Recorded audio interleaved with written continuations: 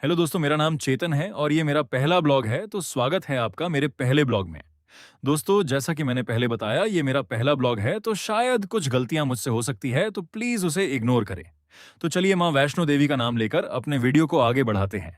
इस वीडियो में मैं आपको वैष्णो देवी की यात्रा से जुड़ी कुछ जरूरी बातें जैसे travel budget plan, local market scam, budget friendly hotel, local site visit और एक हिडन प्लेस, ये सभी के बारे में बताने वाला हूँ, जिससे आपको अपनी अगली ट्रिप प्लान करना आसान होगा। इस वीडियो में मैंने कुछ टिप्स और कुछ जरूरी बातें बताई हैं जिससे आपके समय और पैसों की भी बचत होगी। हमारी इस सफर की शुरुआत हो रही है कानपुर सेंट्रल रेलवे स्टेशन से। स्टेशन की ओर बढ़ते हुए रास्ते में हमें एक ब्रिज दिखाई दिया। इसी ब्रिज से होकर हमें जाना था। इसका खूबसूरत नजारा मैं आपको आगे वीडियो में दिखाऊंगा। आगे बढ़ते हुए हमें गणेश जी का एक भव्य मंदिर दिखाई दिया। सफर की शुरुआत बप्पा के आशीर्वाद से किया और मन में एक नई ऊर्जा के साथ अपनी यात्रा आगे बढ़ा दी। जब हम स्टेशन पहुंचे तो पता चला कि हमारी ट्रेन 2 घंटे लेट है। 41 डिग्री की भीषण गर्मी में करीब 2 घंटे तक इंतजार करने के बाद आखिरकार हमारी ट्रेन प्लेटफॉर्म पर आ ही गई। बिना समय गवाए हम अपनी अपनी सीट पर जाकर बैठ गए और कुछ ही पलों में ट्रेन ने अपनी रफ्तार पकड़ ली। देखिए, ये वही रेलवे ब्रिज है जिसे स्टेशन आते समय मैंने आपको दिखाया था। सफर आगे बढ़ा तो धीरे धीरे भूख भी लगने लगी। और यकीन मानिए, ट्रेन के लंबे सफर में अगर घर का बना हुआ खाना मिल जाए तो उससे बेहतर एहसास शायद ही कोई हो। खिड़की के बाहर बदलते खूबसूरत नज़ारों का आनंद लेते हुए और हमारे इस नन्हे डॉन के साथ मस्ती करते हुए कब रात बीत गई पता ही नहीं चला। और आखिरकार अगले दिन हम पहुंच गए जम्मू स्टेशन। यह हमारा फैमिली ट्रिप था, इसलिए परिवार के कुछ सदस्यों की सीटें अलग अलग कोच में थीं। स्टेशन पर उतरने के बाद सबसे पहले हम सभी एक जगह इकट्ठा हुए। फिर स्टेशन से बाहर निकलकर कटरा जाने के लिए जम्मू बस स्टैंड की ओर चल पड़े। बस स्टैंड पर कटरा जाने वाली कई बसें खड़ी थीं।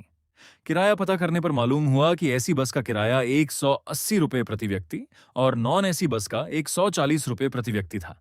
गर्मी इतनी ज्यादा थी कि हमने बिना ज्यादा सोचे ऐसी बस चुन ली और माता वैष्णो देवी के दरबार की ओर अपने अगले सफर की शुरुआत कर दी। बस जैसे जैसे आगे बढ़ी, रास्ते में दिखाई देने वाले पहाड़, हरियाली और मनमोहक नजारे दिल जीतते चले गए। इन खूबसूरत दृश्यों को देखते हुए सफर का पता ही नहीं चला और देखते ही देखते हम कटरा पहुंच गए। कटरा पहुंचते ही सबसे पहला काम था आरएफआईडी यात्रा कार्ड बनवाना, क्योंकि इसके बिना माता वैष्णो देवी की यात्रा शुरू ही नहीं की जा सकती। इसे बनवाने के लिए आपको सिर्फ अपना आधार कार्ड या कोई भी वैध आईडी प्रूफ साथ रखना होगा। थोड़ी देर लाइन में इंतजार करने के बाद आखिरकार हम सभी के यात्रा कार्ड तैयार हो गए। इसके बाद बारी थी होटल ढूंढने की।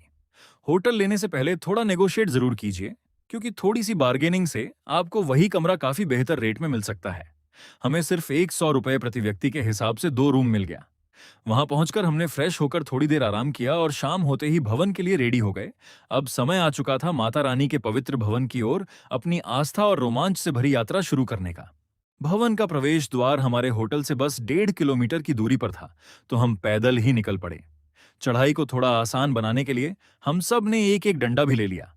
आगे बढ़ते हुए रास्ते में हमें एक विशाल बरगद का पेड़ दिखाई दिया। उस पे लाल रंग के अनगिनत कपड़े बंधे हुए थे। स्थानीय लोगों के अनुसार जो भी श्रद्धालु अपनी किसी मनोकामना के साथ यहाँ आता है, वह इस पेड़ पर लाल कपड़ा बांधकर माता रानी से अपनी मन्नत मांगता है। ऐसी मान्यता है कि सच्चे मन से मांगी गई मुराद माता रानी की कृपा से पूरी होती है। आस्था और विश्वास से जुड़ी यह परंपरा इस स्थान को और भी खास बना देती है। फाइनली हम प्रवेश द्वार से अंदर पहुंच चुके थे और अब हमारी असली यात्रा शुरू हो गई थी। रास्ते में हमें कई फोटो स्टूडियो दिखाई दिए, जहां आप अपनी यादों को खूबसूरत तस्वीरों में कैद करवा सकते हैं। भवन की ओर जाने के 2 रास्ते हैं, बाणगंगा और ताराकोट। हमने अपनी यात्रा बाणगंगा से शुरू की थी, क्योंकि ये रास्ता ताराकोट से लगभग 2.5 किलोमीटर छोटा है। हम सब माता का जयकारा लगाते हुए, हंसी मजाक करते हुए चढ़ाई की ओर बढ़ते रहे।